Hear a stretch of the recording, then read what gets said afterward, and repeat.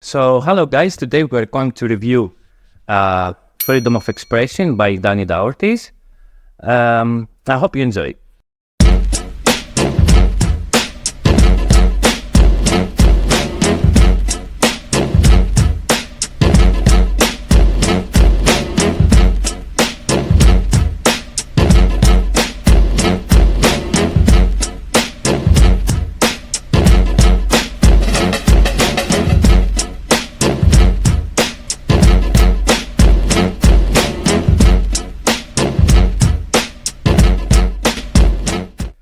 So thank you for coming again for another book review. This book I think it's the best mix of theory and practice. So the Freedom of Expression is a book that tackles the subject of forcing cards and the psychology around forcing and techniques of forcing. It goes all the way from psychological forces to forcing a number, the classic force, and so on. The only book I can compare it to would be The Art of Switching Decks by Roberto Giobbi, in which book they have the same combination of theory and practice. Without further ado, let's dive right into the book and see what it talks about. So this is again, as always, a hardcover book. The book is 152 pages long. It starts with an introduction about how to read the book, about your attitude. It talks about the nonchalant attitude. So when you force a card, it must not feel like you are doing something or the trick has even started. And it has a lot of tips when it comes to wording, phrasing, and mannerisms during the force. So it will look less part of the trick. We're talking about the psychology of forcing in the first chapter. It opens up with the best of all forces, the classic force, when the cards are spread in the hands. So it talks about how to keep a natural rhythm. When you see that the spectator extends the hand, then is where you put the card under his finger. So it gives tips on that to make it look more natural, more nonchalantly. Also, it has a very nice tip when somebody touches the card, you look away and say something else while he or she takes it. This way, you pay even less attention to the fact that the card is forced. It just looks like a mandatory step for the effect to take place, but less relevant to the method, which is good. As well as practicing doing it face up without a break. Yeah, classic force without a break. It's included in the same chapter. And then we're talking about a very classic thing that Dani does, which is the 7 card and its psychological nuances. It's a very good chapter.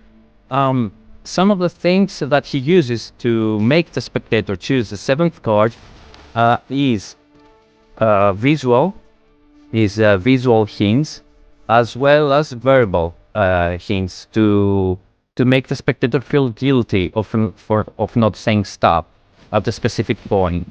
So it has some really cool tips. For example, without wanting to give away too much, I will just briefly mention the visual aspect of forcing a card, which is a nice strategy to deploy. So as you can see, the cards are dealt, and the magician, as he deals the cards, he reaches towards the end of the table, which creates a subliminal message for the spectator that there is no more room left. So he has to stop, to say stop. On the other hand, the way he's phrasing it, it makes it more urgent. And also, on top of that, the psychology is built up even more for the spectator to say stop, because he has already dealt some cards. And the way it is described makes the spectator feel guilt, like the magician has been waiting for him. So to say stop. So it really gives a very, very good force. And the 7th card is almost the most common one to be picked, especially when you are in a large group of people and you put a spectator under the spotlight. So the methods here will work much better with that. So we have working with small groups of cards, which is an amazing chapter.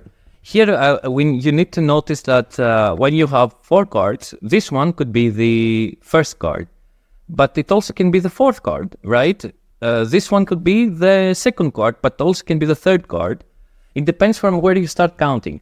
And this goes for all the cards here. So you have multiple outs to be used when forcing, when making a force with very few cards. Then we have verbal forces, forcing numbers, cards, positions, and it actually works because we have an out for every scenario in this chapter. So you just have to put a lot of time in until you master this type of force.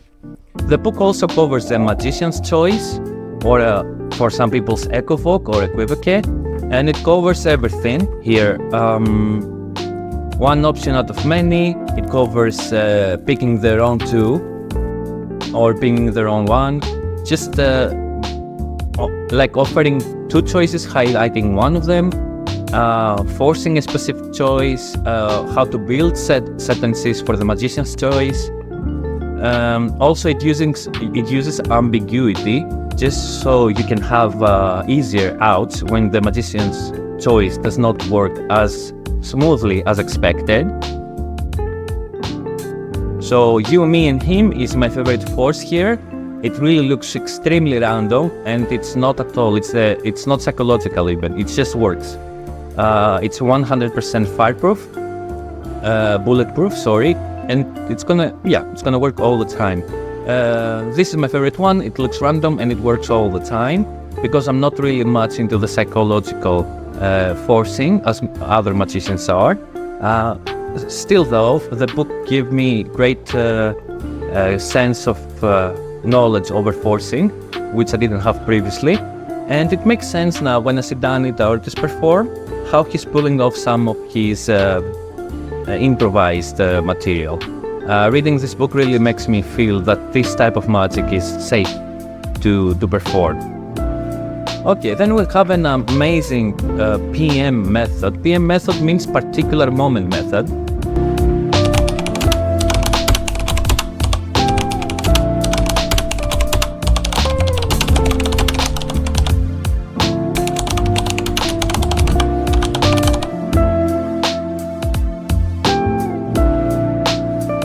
Nice and slowly as the trick goes along, that this card has been thought of and not selected. And it ends the book with some mistakes and outs that can happen throughout the whole book, which are all crazy good, really. I really love them.